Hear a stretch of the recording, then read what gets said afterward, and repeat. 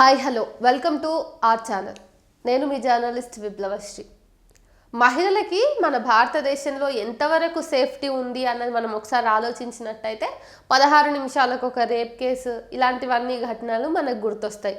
ఏ మాత్రం కూడా అది రాత్రిపూటనే కాదు, అర్ధరాత్రే కాదు, పట్టపగలు, మిట్ట మధ్యాహ్నము, ఉదయం పూట కూడా అసలు మహిళలకి సేఫ్టీ అనేది లేకుండా పోయింది.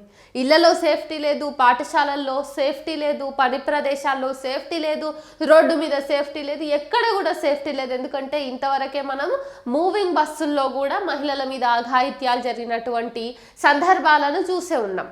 మరి ఈ నేపథ్యంలో మహిళలకి అత్యాచారాలన్నా లేకపోతే మహిళల మీద హరాస్మెంట్స్ అంటే కేవలం రేపో లేకపోతే సెక్షువల్ హరాస్మెంటో మాత్రమే వస్తుందా? ఎన్నో రకాలుగా మాటలతోటి కూడా ఎన్నో రకాలైనటువంటి హరాస్మెంట్లను మన రోజువారీ జీవితంలో గమనించవచ్చు.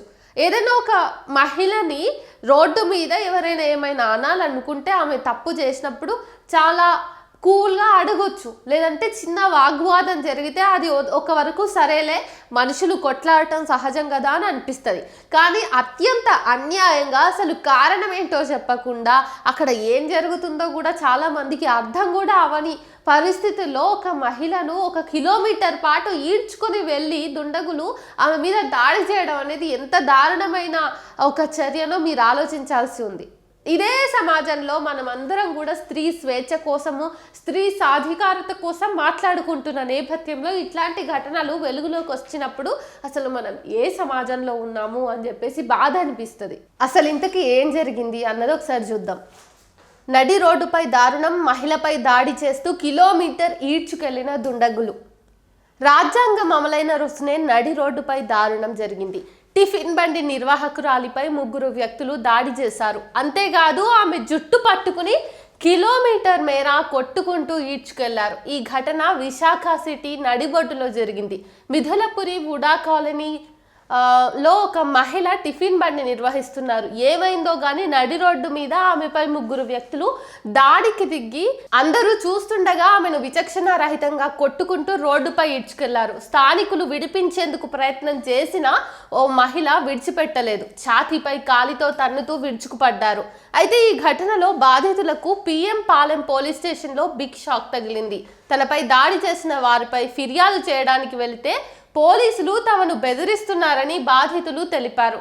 కేసు రాజీ చేసుకోవాలని ఒత్తిడి చేస్తున్నారని ఆవేదన వ్యక్తం చేశారు. గట్టిగా మాట్లాడితే తన పైన FIR నమోదు చేస్తానని CI బెదిరించారని బాధితులు చెప్తున్నారు. మరోవైపు బాధితురాలిని రోడ్డుపై ఈడ్చుకెళ్తున్న దృశ్యాలు సోషల్ మీడియాలో వైరల్ గా మారాయి. దీంతో బాధితురాలికి నెటిజన్లు మద్దతు తెలిపారు. ఆమెకు న్యాయం చేయాలని డిమాండ్ చేస్తున్నారు. అత్యంత క్రూరంగా వ్యవహరించిన వారిపై కఠిన చర్యలు తీసుకోవాలని కోరుతున్నారు. రోడ్డు మీద సాదాసీదాగా ఇడ్లీలు అమ్ముకునే ఒక మహిళ మీద అత్యంత పాశవికంగా ఆమె జుట్టు పట్టుకొని లాగి ఈడ్చుకెళ్తూ, అంటే 1 కిలోమీటర్ పాటు ఈడ్చుకెళ్తే మరి రోడ్డు పొంటున్న వాళ్ళందరూ ఏం చేసినట్టు అనేది పెద్ద ప్రశ్న నాకు వస్తుంది. అసలు రోడ్డు పైన చాలా మంది ఉంటారు కదా, కనీసం ఎంత రద్దీ లేని రోడ్డు అయినా సరే ఒకరు ఉంటారు కదా, వాళ్ళైనా క్వశ్చన్ చేయలేరా అని అనిపిస్తుంది.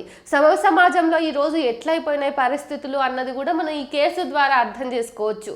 ఇక్కడ మీరు బాగా గమనించినట్టయితే ఒక రోడ్డు మీద భార్యాభర్త కానీ ఇంకెవరైనా గొడవ పడుతున్నప్పుడు జనాలందరూ ఏదో సినిమా చూస్తున్నట్టు చూస్తారు తప్పిస్తే వాళ్ళ మధ్యకి వెళ్ళి సార్ట్అవుట్ చేయాలని చూడరు.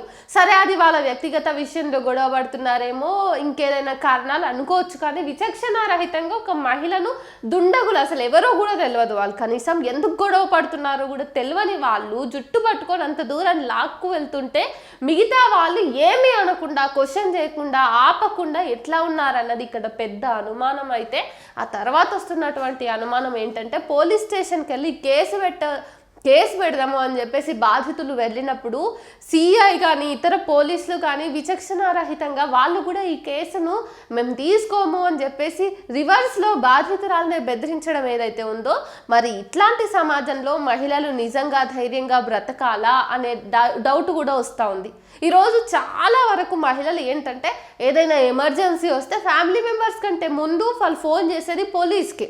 సో 100 డయల్ చేస్తే కనీసం మేము ఎటువంటి ప్రమాదాల్లో చిక్కుకోకుండానే పోలీస్ వాళ్ళు మమ్మల్ని రక్షిస్తారు అనేటటువంటి ఒక నమ్మకంతో, ఫ్రెండ్లీ పోలీసింగ్ మీద చాలా నమ్మకంతో ఉన్నటువంటి ఎంతోమంది మహిళలు ఇట్లాంటి వార్తలు చదివినప్పుడు ఖచ్చితంగా డీలా పడిపోతారు. అరే మేము నమ్మి ఉన్నాం కదా ఇక్కడ పోలీసు వ్యవస్థను, మరి ఇట్లాంటి ఘటనల్ని చూసినప్పుడు ఏమనుకోవాలి అని చెప్పేసి అందరూ కూడా, అంటే చాలామంది మహిళలు కూడా భయపడే అవకాశం ఉంది. ఈరోజు మీరు ఇది గమనించినట్టయితే ప్రాథమికంగా తప్పు చేసింది ఆ 3 దుండగులు అయితే ఆ కేసుని కనీసం తీసుకోకుండా బాధితురాలు ఏం చెప్తుంది, అసలు ఏం జరిగింది, ఎందుకు జరిగింది, అట్లా చేసిన వాళ్ళు ఎవరు అనేవి కనీసం తెలుసుకోకుండా పోలీసు వాళ్ళు ఆ మహిళ మీద అట్లా ప్రవర్తించినారు అంటేనే ఇక్కడ అర్థమవుతున్న విషయం ఏంటంటే, నాకు తెలిసి ఆ దుండగులకు ఆ పోలీసు వాళ్ళకి ఏదైనా సంబంధం ఉండాలి, లేకపోతే ఇది ఒక ప్లాన్డ్గా చేసినటువంటి చర్య అయినా అయి ఉండాలి. లేకపోతే పోలీసు వాళ్ళకి ఏం అవసరం ఉంటుంది, ఒక మహిళ ఆపత్కాలంలో ఒక కేసు తీసుకొని వచ్చినప్పుడు దాన్ని ఎఫ్ఐఆర్ చేయకుండా పైకి ఆమెనే తిట్టడం అనే అవసరమా పోలీసు వాళ్ళకి ఎందుకు ఉంటుంది అనేటటువంటి ఒక ఆలోచన కూడా మనం చేయాల్సి ఉంది. అసలు రాజకీయ పరంగా మనం చూసుకున్నట్టయితే చాలా హోప్స్ తోటి ప్రభుత్వాల్ని మారిస్తేనైనా మా బతుకులు మారుతాయి, మా తలరాత మారుతాయి అని చెప్పేసి ప్రజలు ఈసారి 2 తెలుగు రాష్ట్రాల్లోనూ గత ప్రభుత్వాల్ని మార్చి కొత్త ప్రభుత్వాల్ని ఎన్నుకున్నారు. కానీ కొత్త ప్రభుత్వాలు వచ్చిన తర్వాత కూడా 2 తెలుగు రాష్ట్రాల్లో మహిళలకి సంబంధించి చాలా రకాలైనటువంటి అట్రాసిటీస్ రోజు బయటికి వస్తూనే ఉన్నాయి.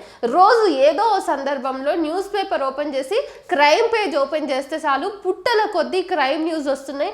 న్యూస్ పేపర్లకి ఎక్కనివి ఇంకా ఎన్నో వార్తలు ఉన్నాయి. అంతేకాకుండా పోలీస్ స్టేషన్లలో నమోదవ్వని ఇట్లాంటి కేసులు కూడా ఎన్నో ఉన్నాయి. ఆల్రెడీ ఒక మహిళ తనకు అన్యాయం జరిగిందని చెప్పేసి వీధిలోకి వచ్చి పోలీస్ స్టేషన్ మెట్లెక్కి కంప్లైంట్ ఇవ్వడమే ఒక చాలా రేరెస్ట్ థింగ్. అంటే కనీసం ధైర్యం చేసి ఒక మహిళ బయటికి వచ్చి కంప్లైంట్ ఇవ్వాలని చూసినప్పుడు పోలీసులు కంప్లైంట్ తీసుకోవాల్సింది పోయి రిటర్న్లో ఆమె మీదనే తప్పుడు కేసు పెడతామని పోలీసు వ్యవస్థనే అంటున్నదంటే ఈరోజు మన వ్యవస్థ ఎంత పతనావస్థలో ఉన్నదన్నది కూడా మనం అర్థం చేసుకోవచ్చు.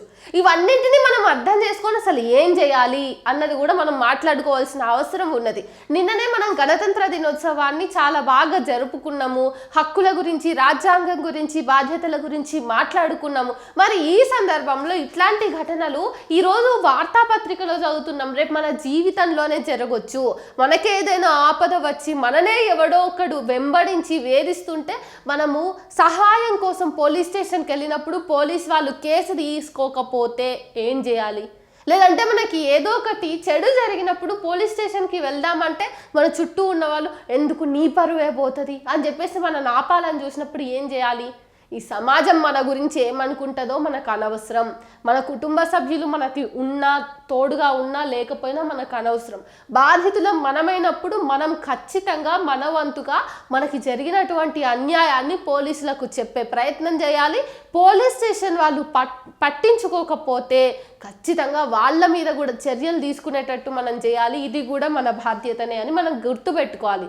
ఎందుకంటే ఈ రాజ్యం కానీ, ఈ పోలీసు వ్యవస్థ కానీ, న్యాయ వ్యవస్థ కానీ ప్రతి పౌరునికి శాంతియుతమైన జీవితాన్ని ఇచ్చే ఒక బాధ్యతతో ఉంటే ఖచ్చితంగా మనము ఎప్పుడైతే న్యాయాన్ని తీసుకునే పొజిషన్లో ఉండి కూడా న్యాయం దక్కుతలేదో అక్కడ జరుగుతున్నటువంటి ఆ ఆకృత్యాన్ని మనం ఖచ్చితంగా దాని మీద చర్యలు తీసుకునేలాగా పై అధికారుల దగ్గరికి తీసుకెళ్ళాలి, వాళ్ళ దృష్టిలోకి తీసుకెళ్ళాలి అని చెప్పేసి కూడా మనం గుర్తుపెట్టుకోవాలి.